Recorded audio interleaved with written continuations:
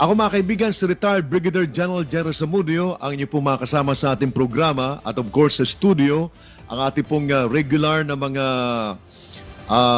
partner ho sa ating programa. Tatlo hong mga ipinagmamalaki at mga ginagalang po naming mga senior na mga officers ho nung kapanahunan na kayo po ay nasa active. Ngayon po ay talagang nandiyan pa rin po sila. Patuloy pong tumutulong ho para po sa ating pagsusulong ng kapayapaan at kaunlaran sa ating bansa. But ibang bahagi ho ng pagtulong yung binibigay po natin, binibigay po nila. Ate pong i-welcome, palakpakan ho si Major General Marlo Salazar. Magandang gabi ho sa inyo, sir, and welcome po sa ating programa. Magandang gabi sa lahat, magandang gabi sa iyo, Jerry. At maski maulan, binabati namin lahat ng mga tao, lalo na yung mga naapektuhan sa matinding ulan. Magandang gabi. Oh, sir. Yes, sir. Thank you very much, sir. Naka-uniform kayo. Ang gandang tingnan. Talagang die-hard army. Die-hard si General... si General Salazar ho ay lahat ng bundok sa buong Pilipinas, lahat ng may armado, napuntahan niya ni General Salazar. Talagang dyan na ho yan, kumbaga, nag-retire sa palipat-lipat ho ng mga bundok. Kaya malaki ho ang aking pong pagrespeto po dyan kay Major General Salazar. At siya po isasamahan ng isa pa rin ipinagmamalaki po namin na kasamahan at respetado si Brigadier General Virgel Garcia. Sir, magandang gabi ho sa inyo. Magandang po sa studio kayo. Sa ating mga tagapanood, sa ating mga tagapakinig, magandang gabi sa ating dalawang kasamahang senior officer dito. Lahat po kung saan po namin kayo datnan sa mundo, isa pong magandang araw sa inyong lahat. May dadagdag lang ako sa iyo, sinasabi mo kay Sir kanina. Si Sir ano yun, sir? Tunay na bandurugma. Yan pagka merong engkwentro, kinakanyon niya na away pa lang sa kanya. Hindi pa siya nakikipagdigmaan. Kinakanyon na kagad, sir. Kinakanyon niya na. Sabi niya, away pa lang yun. Hindi pa yung gera sa kanya. Wala pang digmaan doon. Tsaka, kapanahonan ko, lahat ng aircraft ng Air Force, nagamit ko ata sa pakikipag-away lang. Oo. Pero ngayon ay abot kami na ho natin yung kapayapaan, sir. So at least nagbunga yung sakripisyo po ninyo. At kasama rin po natin ang very proud member ho ng Alpha Omega. Maraming mga nakikinig sa ating apo dito.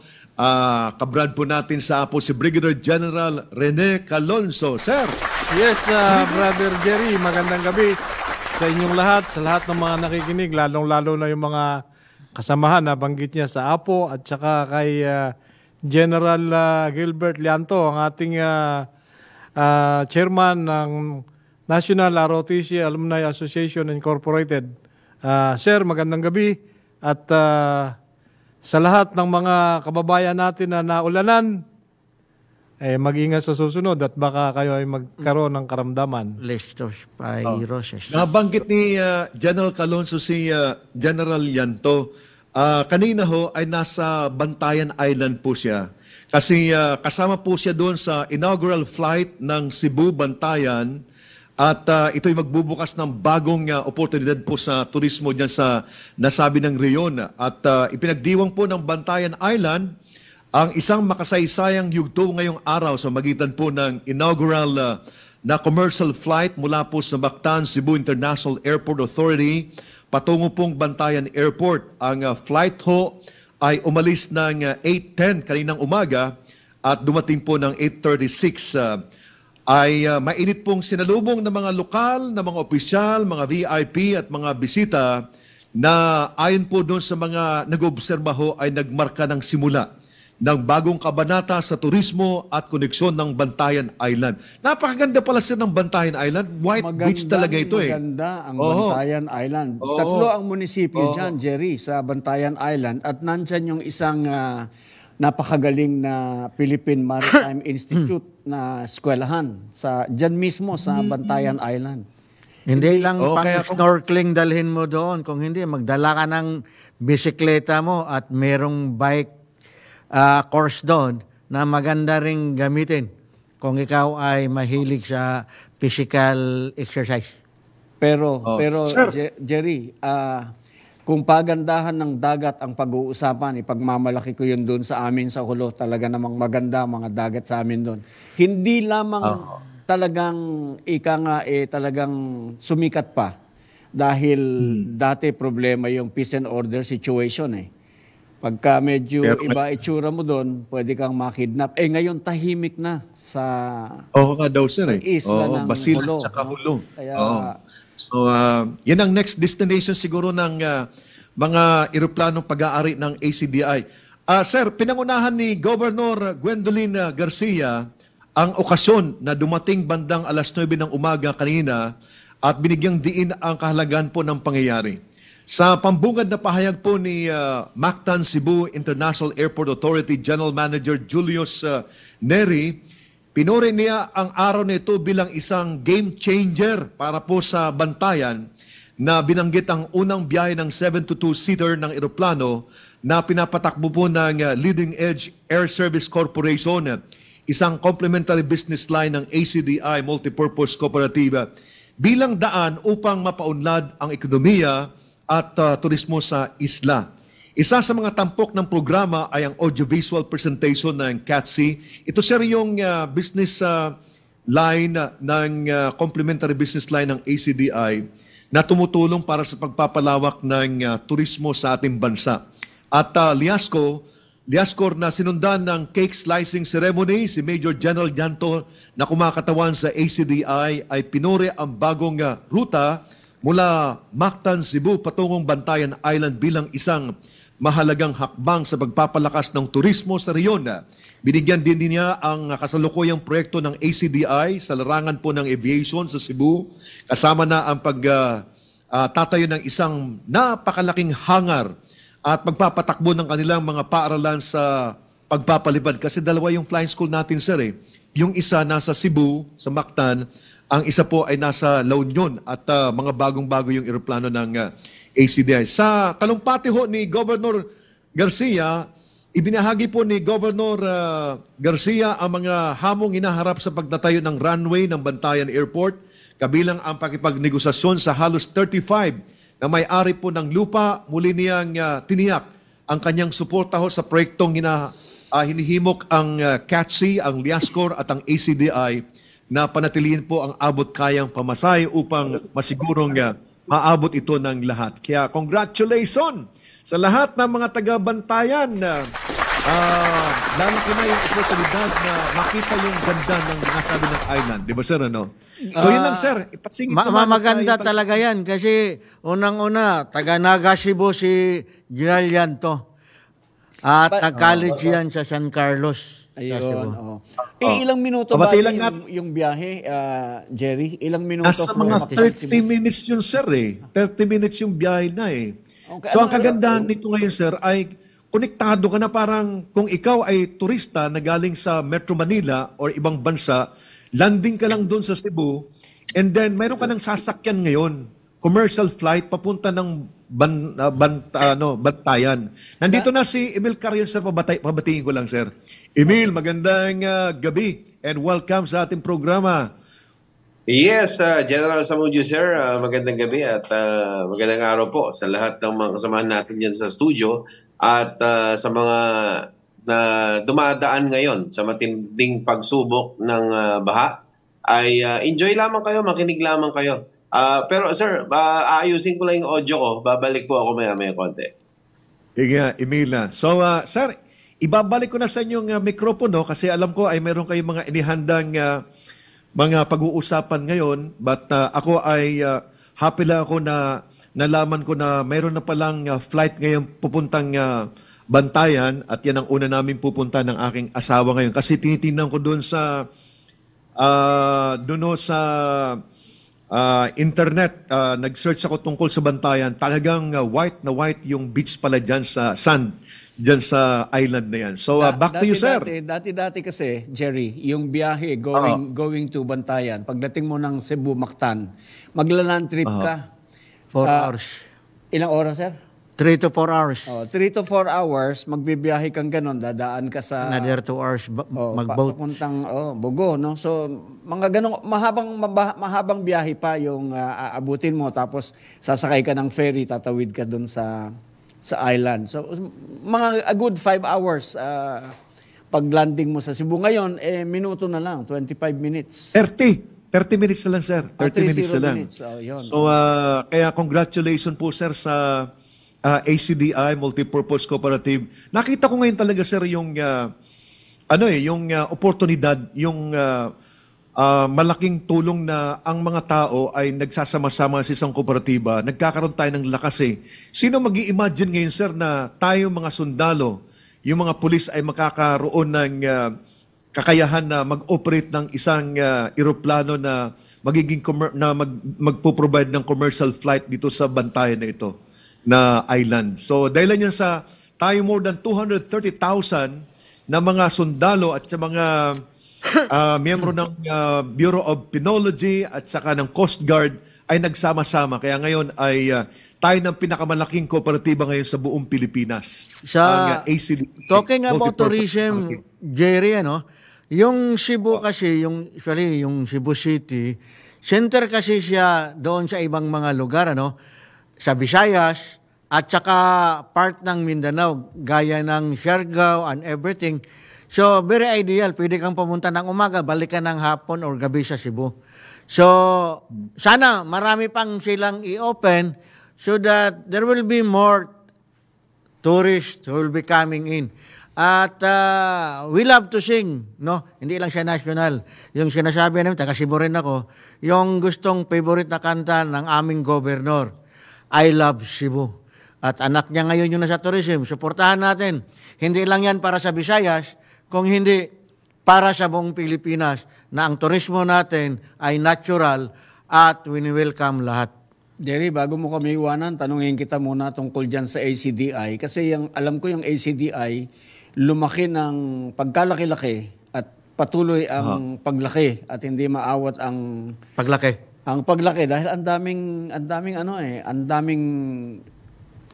openings, ang daming opportunities na ginagrab ni Major General Llanto, now the largest cooperative all over the country, Totoo yan, sir. Oo. So, kaya very proud ako na ako ay kasama dito sa kooperatiba. Tayo, sir, mga uniform personnel, kasama tayo dito sa ACDI Multipurpose Cooperative. Naipakita natin na pag tayo po ay nagsama-sama, ay kaya natin na mag-participate sa mga laking mga negosyo or enterprise sa ating bansa na makakatulong din sa mga miyembro natin at makakatulong din sa ekonomiya ng ating pagpapaunlad ng ekonomiya ng ating bansa, sir. So, yun lang ho. Kaming tatlo man, bahagi ng ACDI dahil big brother namin yan. Yung NARA, yung National ROTC Alumni Association, yung grupo natin, ay merong kooperatiba na si General Calonzo ang chairman. So, in a way, bahagi din tayo ng ACDI dahil big brother natin. Pero tanungin ko muna, ano ba yung t-shirt mo nakasulat dyan, PMSC? Sama mo naman kami dyan. Kasama ka na dito, sir. Philippine Media Network Service Cooperative. So, magkakaroon tayo ng next induction, sir, ay isang malaking karangalan, sir, na kayong tatlong ipinagmamalaki namin na mga retired generals ay makasama po dito sa ating Philippine Media Network Service Cooperative. Kasi sa ngayon ho talaga ang kooperatiba ay isang malaking sektor na sa ating bansa na umaabot na ho sa more than 20,000 cooperatives all over the country. At kausap ko po si Yusek Incabo, yung chairman ng CDA, nabanggit sa amin nila Emil Carion at saka ni Andy Vital, na ngayon ho pala ay from 97 last year, ngayon po ay 104 na ho yung bilyonaryo. So ibig sabihin, mayroong talagang hinaharap ho sa pagiging kooperatiba. Kaya yung NARA ho na kooperatiba natin, baka banda-banda niyan, sir, ay bilyonaryo na rin yan. Kaya mabuti ho at nandiyan palagi si General Llanto at nagpo-provide ho ng guidance sa ating NARA kasi talagang hindi matatawaran yung experience ni General Llanto ho sa pagpapatakbo ng kooperatiba, siya po ay talagang nakita ko na ho kung paano siya nirespeto ng sektor ng kooperatiba sa buong Pilipinas kasi nakasama ako sa mga engagement at may sarili din ako na activity sa cooperative sector at nakita ko talagang feedback. At si General Llanto ay isang pride ng AFP na kumbaga ay nakilala ho sa mundo ng kooperatiba at ito'y pinatutuhanan sa takbo ng operation ho ng ating ACDI. Yan lang po, sir. Thank you, sir, sa inyo. Kanina binanggit mo yung suot namin na kami naka-uniforme, talagang ipinagmamalaki namin. Yang seal na yan na nakikita nyo sa dibdib namin, yan ang seal ng ating asosasyon, ang National ROTC Alumni Association Inc. In other words, ang tawag lang dyan, NARAA. Ang NARAA po, comprise about 70 to 80% of our officer score sa Armed Forces of the Philippines.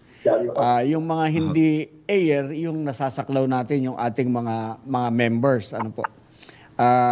We continue to work for the welfare of our members and kami naman kaya kaming tatlo'y visible para ma-assure natin ang ating mga miyembro that the organization is alive and kicking. And at present, pwede ba nating sabihin yung we are working on a project that will benefit our members. Pagka nadaanan ninyo to, nabuo na, nagawa na, nakakatuwa, no? We're working on... Congratulations. Congratulations sa inyo, sir. Pero sa ngayon, sir, since ang advocacy natin ay yung sa ROTC natin, anong status na ho ng ROTC natin ngayon? Kasi parang ang bagal ho ng approval sa Kongreso. Mayroon tayong hinaharap na problema sa ngayon na anytime ay pwedeng pumutok. Pero parang hindi ito nagbibigay ng alarma sa mga policy makers natin, mga legislators natin. Ang bagal ng kanilang desisyon dito sa approval ng batas na mayroong kinalaman po sa ating ROTC, mga sirs. Yung bill ng ROTC, ng revival ng mandatory basic ROTC, nananatiling usapin sa Senado na ang talaga namang nagpupursige na i-push ito ay si General Bato de la Rosa. Dumadaan sa matinding pagsubok dahil sa kakulangan ng pangunawa. Ano ba yung Reserve Officers Training Corps? Pati nga pangalan, issue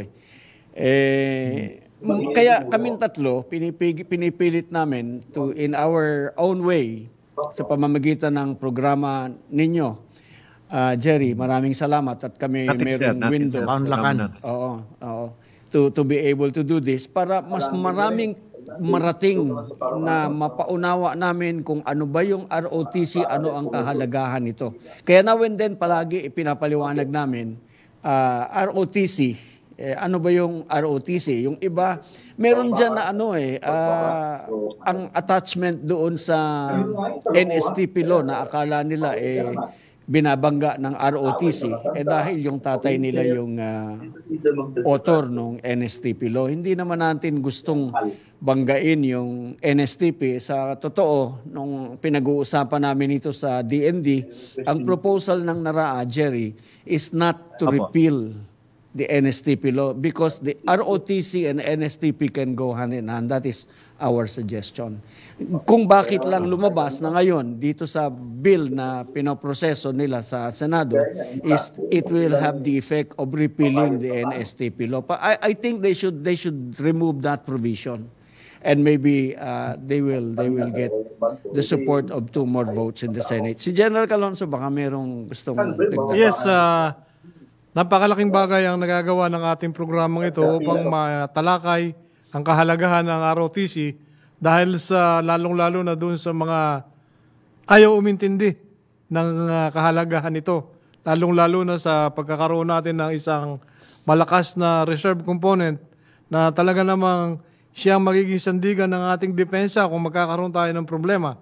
Dahil sa katulad ng nasabi namin, hindi naman ganun kalakas ang ating Air Force, ang ating naval component, At sigurado na kung magkakaroon ng problema, ang labanan ay sa ground.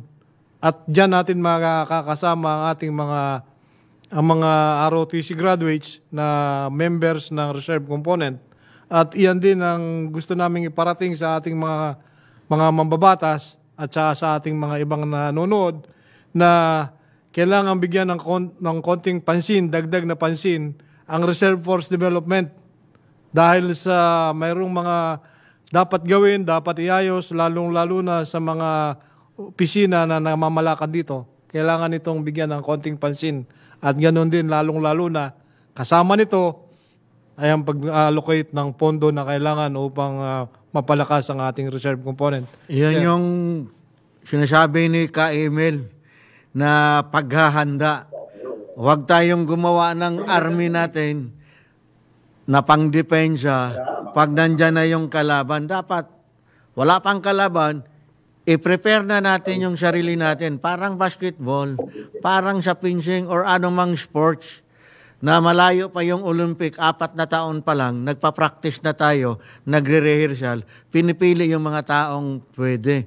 At sa batas naman natin, sinasabi naman na may RTC program tayo at saka compulsory citizen military training, yun dapat tuunan ng pansin.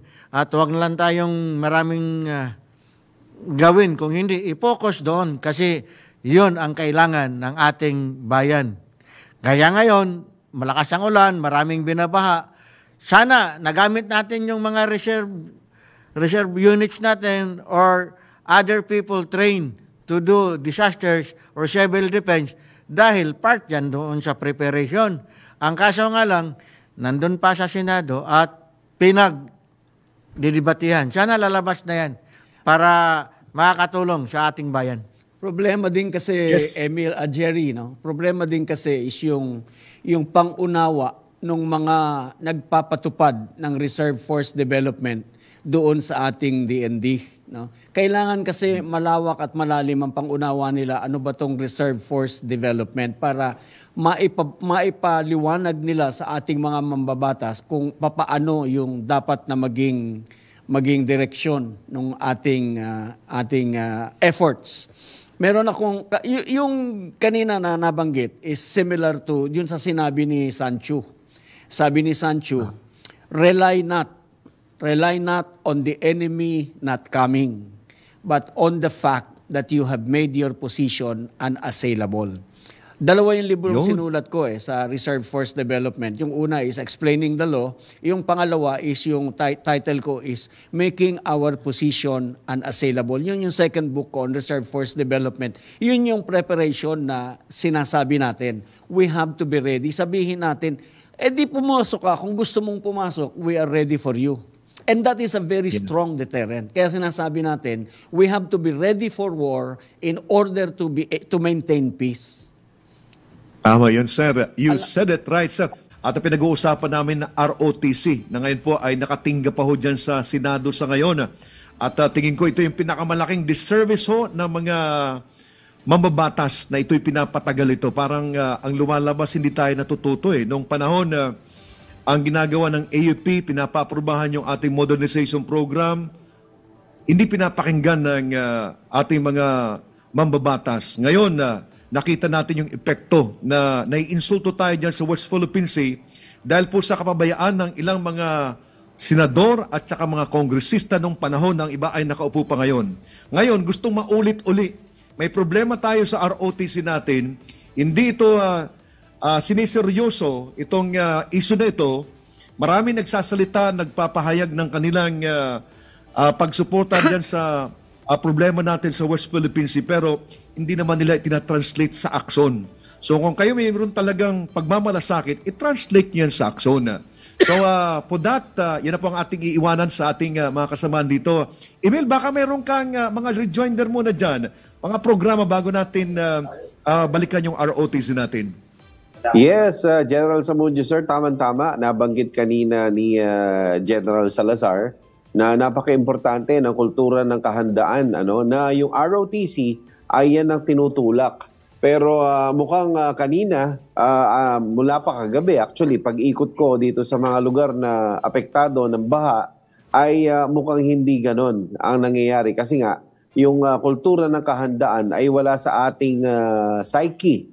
Wala sa paghahanda ng ang mga ating mga kapwa Pilipino nasa komunidad, nasa barangay level, nasa municipal level, ay hindi ganyan ang kanilang train of thought. Kaya sa gitna ng baha ay iba ang kanilang pwedeng gawin at ang kanilang ginagawa. Sana kung ito ay may training tayo sa ROTC at hindi ito basta na lamang tinanggal, at ngayon naman ay nakatenga pa nga, gaya ng nabanggit nyo, General Zamudio, sir, ay mas mapapaganda ang galaw ng ating mga kababayan on the community level, on the barangay level. Back to you, General Zamudio, sir. So, thank you very much, Emilia. So, balik ko na po sa ating mga ginagalang na mga retired generals na kasama natin ngayon, kay General Salazar, General Garcia, General Calonzo. So, sir, sa tingin ninyo ay aabutin pa ng ilang taon bago talagang tuluyang magkaroon ng approval itong batas na ito na mayroong kinalaman sa ROTC, Sir Marlo? Alam mo, Jerry, yung tanong mo maganda. Unfortunately, inabutan kasi ng ngayong taon na ito, no, itong kongreso na ito, this Congress will be busy preparing for the coming election. So, palagay ko, you can consider ROTC to be overtaken by events unless ipagmadali ito ni Presidente Marcos.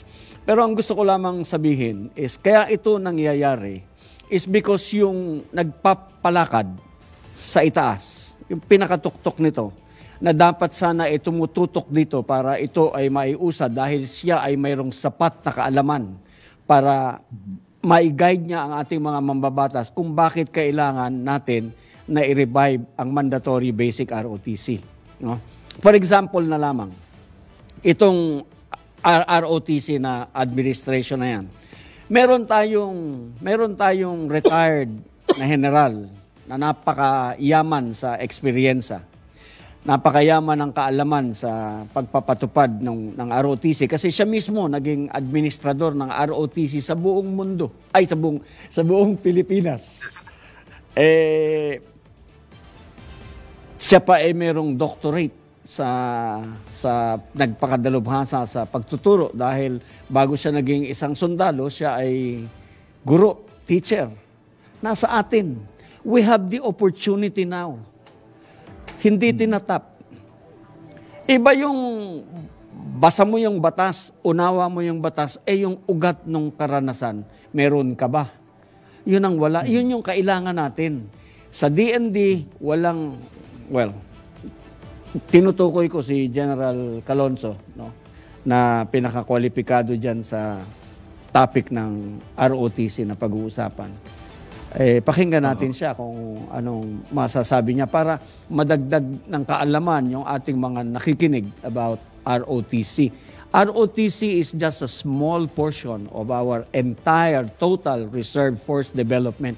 Kung nauunawaan po ninyo yung buong whole gamut of reserve force development, ROTC is just a small part of it, but it's very, very important if you truly adapt. Bago sagutin ni Rene, yung RTC, one minor part, kung titingnan natin, malaking bagay siya kung gagawin natin ngayon. Dahil meron pang kaakibat yung compulsory citizenship military training, yung 18 years old to 25 years old to 35 years old, na dapat matrain din. Ang kaso nga lang, nakalimutan din natin na ang reserve force ay partner ng regular force at ang constitution natin, ang sinasaad, small standing armed forces backed up by or supported by big, robust reserve force. Saan na yung big, robust reserve force natin ngayon? Kung ang focus natin, isang kapiraso doon sa total na equation. Kaya kami nandito ngayon, kaya ito ang ini-explain namin, na mga kapwa ko, kababayan, walang ibang magmahal sa Pilipinas. Sabi nga ni Emil Carion, kung hindi tayo ang mga Pilipino, sinong recruitin natin mag-ROTC? Sinong ititrain natin sa citizens military training? Hindi ba Pilipino din? Sino bang aaway sa kaaway ng Pilipino? Hindi ba mga Pilipino rin? Kaya kailangan nating paghandaan. At nakikita natin yung paghahanda, kagaya ni Carlos Yulo, na kailangan paghanda ka, nananalo ka pala ng 2 medalyang ginto. So, these are just representations of the story, but it really matters that we need to be prepared and we should put our best foot forward kung anong unahin natin. Ako nalulungkot doon sa sinasabi kanina sa dyaryo na tama naman siguro si Congressman Suarez na titingnan pera ng bayan yung confidential at intelligence fund. Pero sino dapat? Lahat ba kayo? Or kailangan lang i-open ba yan sa taong bayan?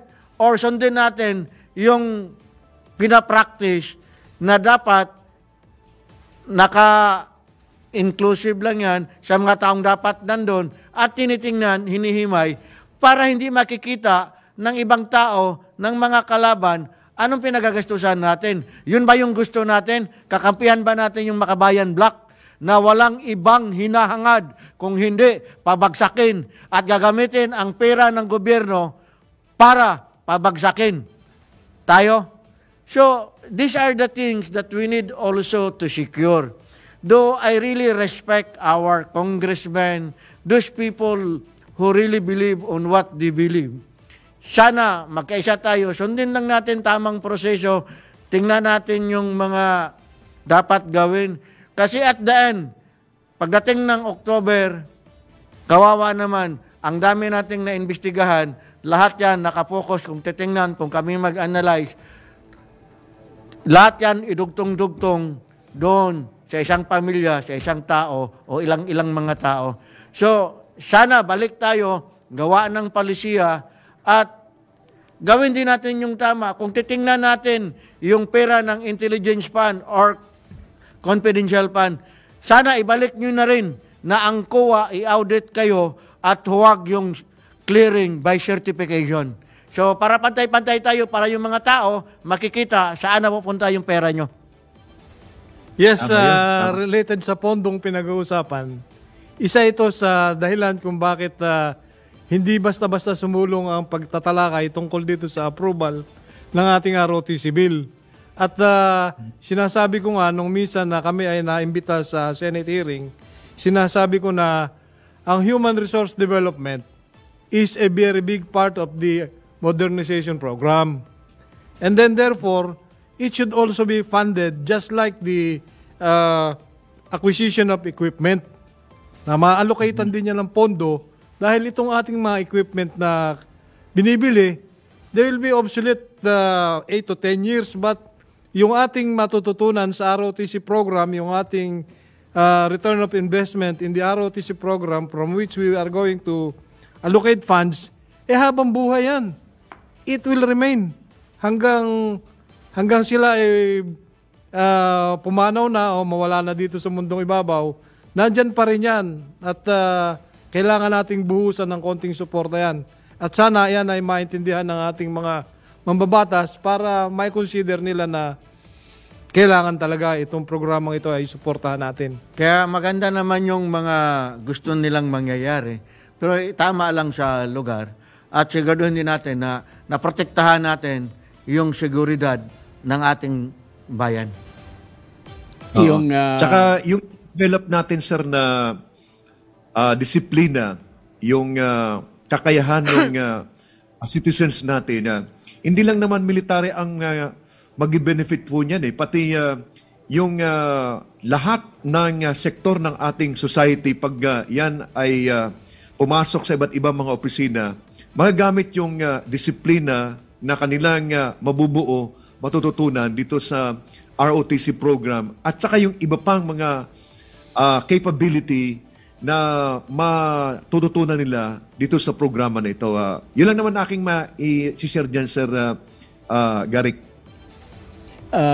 Yung kasing kailangan muna nung talagang ang inuulit ko na palagi is we have to first correct the structure dun sa reserve force development with people who not only understand the law but who understand who has the experience in running this. Kasi kahit sinong nakakaintindi ng batas pagka may kanya-kanyang interpretation yan maglalabo-labo pagka ang implementation kulang doon sa sinasabing karanasan. Kasi napakalaking bagay nung karanasan dahil yun yung little things here and there, no? Na pagka pinagdugtong-dugtong mo, maiaayos mo yung kabuuan.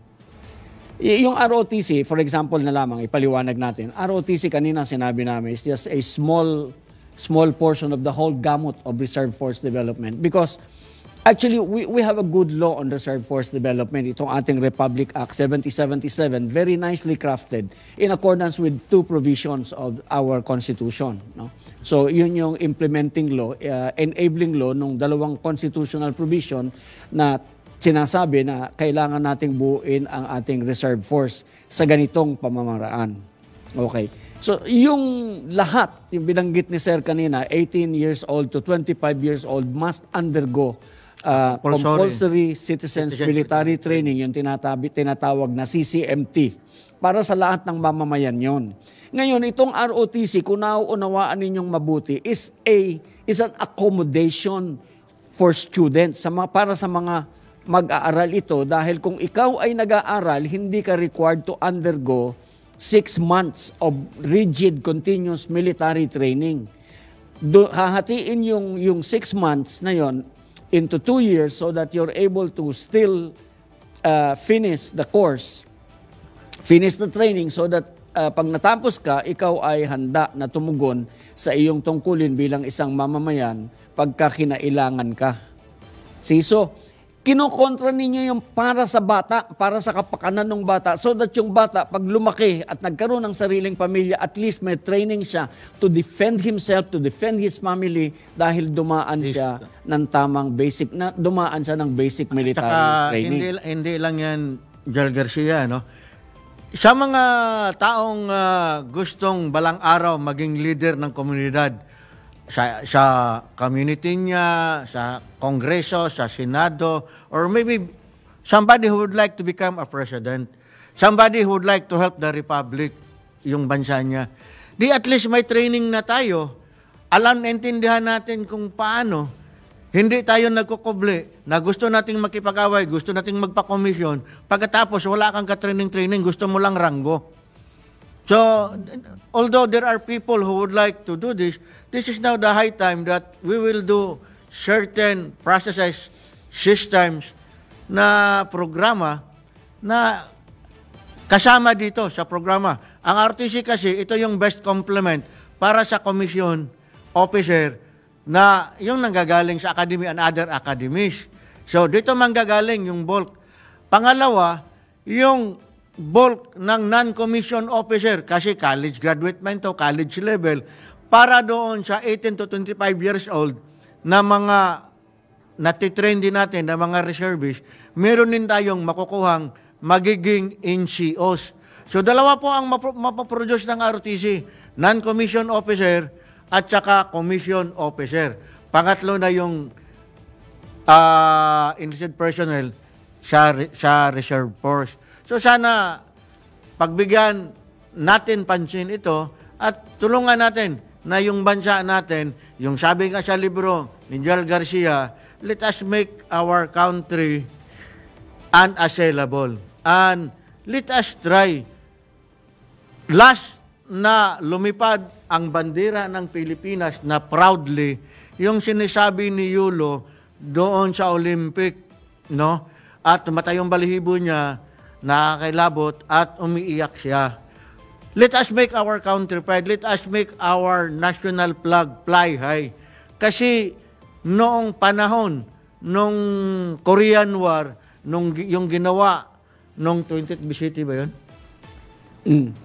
Pagkatapos noon, yung sa Yultong, that is one of the time na tumaas ang bandira natin at maraming gumalang rumispito at binigyan ng halaga, at we Filipinos were proud that we Filipinos supported the community of nations and fought for the democratic processes. So, sana pagpatuloy natin to, hindi lang nung unang mga panahon, kung hindi hanggang ngayon at hanggang ang Pilipinas ay Pilipinas pa. Lalo na ngayon na kailangan ng tulong sa lahat ng mamamayan. Sana tayo magpapaalam na, pero every Wednesday naman ay magkakasama-sama pa rin tayo dito sa programa na ito, at nakita ko siguro, with your permission, ay baka pwede tayo talaga na magkuha ng mga yung mga advocate na kagaya ninyo, and siguro sa Congress at saka Senado, identify natin sila, na imbitahan natin sa programa para makasama natin sila sa pag-articulate ng mga bagay-bagay na may kinaraman po sa ROTC. So, parting statement na lang po, sir. Yes, tayo magpapaalam na. Thank you, brother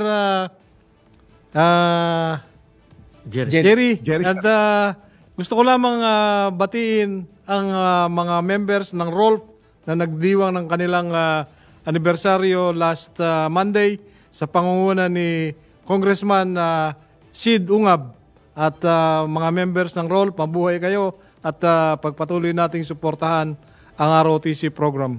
Sir. Sa lahat ng mga nanonood, sa lahat ng mga tao, ingat tayo at malakas pa ang ulan. At maraming salamat sa pakikinig. Magandang gabi sa lahat. Inaanyayahan ko po kayo na makinig, manood at makinig sa September 11, sapagkat sa September 11 ang aming bisita dito ay walang iba kundi si dating Secretary Shelito Habito.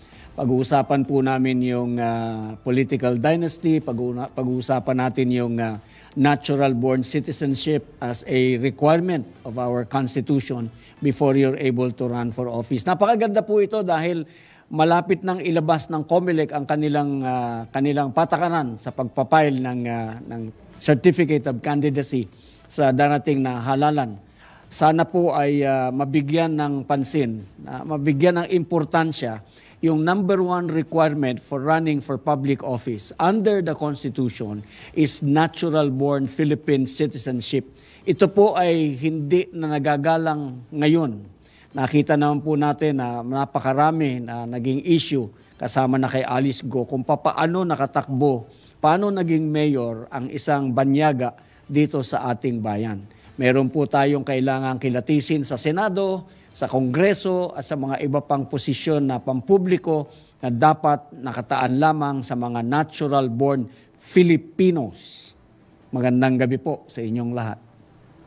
Maraming salamat sa ating pong mga ginagalang na mga retired general, kay General Salazar, General Garcia, General Calonzo, at maraming salamat din po sa may-ari po ng ating network, kay Chairman D. Edgard Cabangon, kay Attorney Mac Rante, mga Vice President po natin to, at saka si Dennis Antinora, sa patuloy pong pagbibigay ng oras sa atin para mapag-usapan ang mga bagay ho na mayroong kinalaman po sa seguridad ng ating bansa. Sapagkat napakahalaga ito, at tayo nagpapasalamat dito sa mga kasamahan po natin na sila po ay nagbibigay ng oras para mai-share po nila yung mga perspektibo po nila tungkol po sa mga usapin na mayroong kinalaman po sa seguridad. So maraming salamat po sa inyong lahat. Ako po si retired Brigadier General Jerry Zamudio. Batiin ko mga aking asawa si Nilda Zamudio. Salamat po.